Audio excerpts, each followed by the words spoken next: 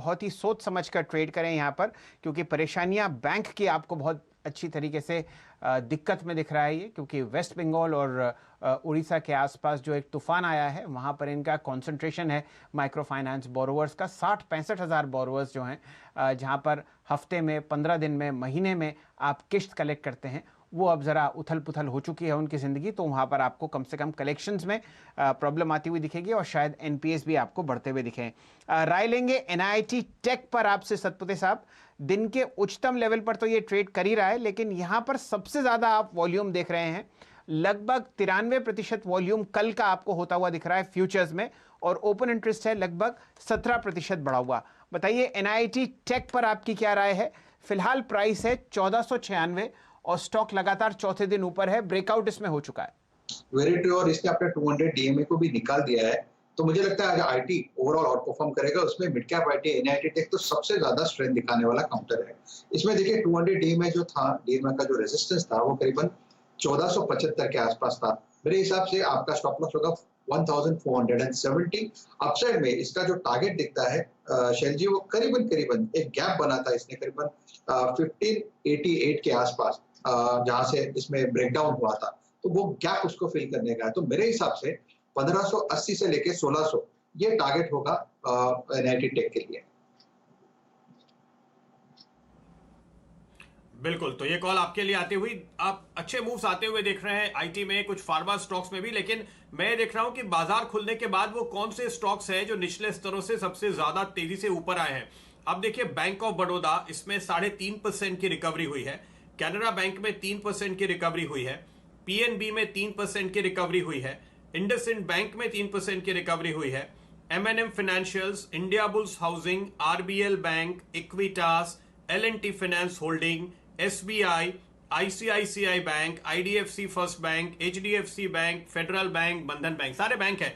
तो मैंने 20 stock list किए, उसमें से मुझे कम से कम 17 या 18 बैंकिंग स्टॉक्स मिले। तो ये पूरी की पूरी आप देखिए, गवर्नर शक्तिकांता दास जी को सलामी दी जा रही है। उनके आने के पहले आप ये रिकवरी आते हुए देख रहे हैं, और 10 बजे हम सुनेंगे उनकी बात, तो खास तौर पे नजर होगी। लेकिन राहुल, आप सिर्फ 2 स्टॉक इसमें से मार्क कीजिए जो बहुत ही अहम है। एक एसबीआई, क्योंकि ये बाजार के ओवरऑल मूड पर असर डालता है, और दूसरा आईसीआईसीआई, क्योंकि ये वजन के लिहाज से निफ्टी बैंक पे काफी हद तक असर रखता है, और दूसरे प्राइवेट बैंक्स पर भी असर डालेगा। तो ये दोनों रिकवर हो रहे हैं, अभी 2-2% नीचे से रिकवर हो गए। अब क्या अहम लेवल होगा? जी हाँ, बिल्कुल। एसबीआई में 150 का एक साइकोलॉजिकल और साथ में डेरिवेटिव सपोर्ट है, और लास्ट 3-4 सेशन में हमने देखा है कि स्टॉक ने काफी बढ़िया सपोर्ट लिया है। तो यहाँ पर एक डेफिनेटली बाउंस बनता है। ऊपर में जो लेवल है इसका 160 का होगा इंट्राडे के लिए, और आज अगर पॉजिटिव कुछ डेवलपमेंट आता है आरबीआई कॉन्फ्रेंस में तो डेफिनेटली एक्शन में रहेगा। अगर हम आईसीआईसीआई बैंक की बात करें तो आईसीआईसीआई बैंक में 300 के पुट ऑप्शंस में काफी राइटिंग है। हमने देखा जब ये स्टॉक 290 के आसपास भी गया था, तब ये जो पुट राइटिंग अनवाइंड नहीं हुई थी, और एक तरह से इसमें डाइवर्जेंस पैदा हो रहा है। तो मुझे लगता है आईसीआईसीआई बैंक रिलेटिवली बेटर है। आईसीआईसीआई बैंक में एक अच्छा उछाल देखने मिल सकता है। हालांकि शॉर्ट लिव्ड रहेगा, ज्यादा बड़ी तेजी की राय नहीं दूंगा, बट डेफिनेटली एक बाउंस के लिए दोनों स्टॉक में अच्छा सेटअप है यहाँ पर। बिल्कुल, और यहां से आगे अब आप आज के लोस पर एक स्टॉप लॉस लगाकर रखेंगे इन दोनों दिग्गजों में, और वो बाजार की आगे की चाल आपको बिल्कुल सही तरीके से गाइड करेगा जब आप गवर्नर साहब को सुन रहे होंगे। लेकिन एक स्टॉक इस बीच मेरी नजर में आ रहा है, और वो है ग्लेनमार्क फार्मा, जहां पे एक ब्रेकआउट दिख रहा है करीबन 5 महीने के हाइस को निकालता हुआ। ये छठा महीना आप कह सकते हैं जहां पर आप एक उछाल फिलहाल आते हुए देख रहे हैं। ये बहुत ही इंटरेस्टिंग मूव यहां पर आते हुए। सातपुते जी, इस चार्ट पे जरा नजर डालिए, क्या देखते हैं आप? बहुत अच्छा पिक आपने यहाँ पे लिया। रीजन यहाँ पे कंसोलिडेशन देखा, पिछले 1 महीने का कंसोलिडेशन है। 320 ऑन द लोअर साइड, और हायर साइड पे करीबन आप देखो 350 के आसपास का इसका रेजिस्टेंस था। अगर आप चार्टिकली देखो तो ये पूरा का पूरा ये जो कंसोलिडेशन है, इसको कल इसने ब्रेकआउट दिया और आज इस पे मोहर लग रही है। सामने एक्सपायरी है, तो एक स्ट्रॉन्ग शॉर्ट कवरिंग कैंडिडेट मेरे हिसाब से ग्लेनमार्क होगा। आपका स्टॉप लॉस एक्सक्यूज मी 350 का होगा। अपसाइड में इसका टारगेट वैसे देखा जाए पोजिशनल के हिसाब से तो ये 400 का लेवल इसको टच करना है, लेकिन शॉर्ट टर्म के हिसाब से, स्विंग ट्रेडर के हिसाब से 380 का इसका पहला पड़ा होगा। तो फार्मा स्टॉक्स में तेजी देखने को मिल रही है। भसीन साहब भी लगता है फार्मा सेक्टर के ऊपर कुछ ऐड करना चाहते हैं। भसीन साहब बताइए। हाँ हेमंत जी, मैं 2 शेयरों पे बहुत बुलिश हूँ। अभी राजेश जी ने ग्लेनमार्क पे कहा 340 पे मेरा बाय था, लेकिन आज उसने ब्रेकआउट दिया है, तो फार्मा में मिस मत कीजिए। Glenmark can go back to that level of 385 to 390, लेकिन उससे भी बेटर चार्ट है Cadila. Cadila is the largest exporter of HUQ और उनके ऑर्डर इनफ्लोज और margins will be exceedingly well. 345 347 है, Cadila can go back to 380 385, तो इसमें आप अगर चाहें तो 338 का स्टॉप लॉस रख सकते हैं। But Cadila for me will be the stock of pharma for this week and next. बात है तो कैडिला। शुक्रिया भसीन साहब आपका फार्मा सेक्टर पर ये राय देने के लिए, धन्यवाद आपका हमारे साथ आज जुड़ने के लिए। और देखिए आज टीवीएस श्री चक्रा कल की 15% रैली के बाद आज फिर से भाग रहा है, तो इस पर भी बात करते हैं, नोसिल पर भी बात करते हैं। पहले नोसिल पर बात कर लेते हैं, क्योंकि नोसिल देखिए खुलने के बाद करीब करीब 2.5% ऊपर इस समय भी कारोबार कर रहा है। नोसिल ये आज का जैकपॉट स्टॉक है। और उसके बाद श्री चक्रा पर भी आता हूं, बताइए अभी लेना है या कौन से स्तर बेटर हैं? राजेश जी, 2.5% ऊपर ये वो स्टॉक है जो आज का जैकपॉट का दर्जा आशीष ने इसको दिया, और अब ये चलना शुरू होगा, क्योंकि देखिए कल की तेजी के बाद ये थोड़ा सा फिसला, नीचे आया।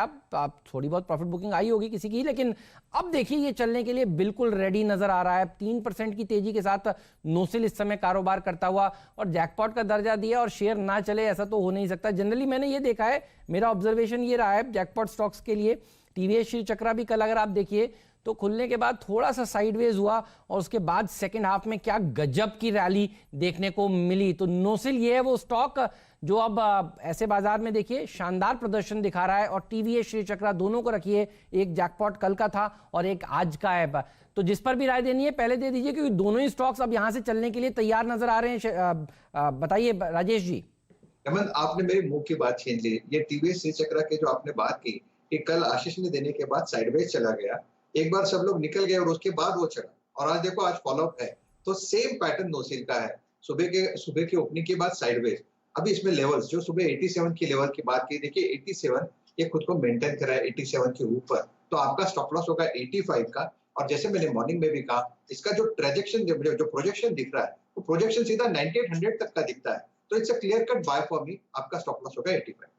तो शैल जी देखिए ये दोनों ही स्टॉक्स आज भी दमदार प्रदर्शन दिखा रहे हैं। इनफैक्ट मैं देख रहा था BASF, ये एक और स्टॉक है जो नीरज ने कल का खिलाड़ी आज दिया था, और ये भी देखिए मूव करता हुआ नजर आ रहा है। तो आज वो तमाम स्टॉक्स जो कल आपको बताए गए थे भाग रहे हैं। अच्छा, BASF में कल भी देखिए तेजी देखने को मिली थी, और इस समय भी ये स्टॉक करीब करीब 1.5% मजबूती के साथ कारोबार करता हुआ। शैल जी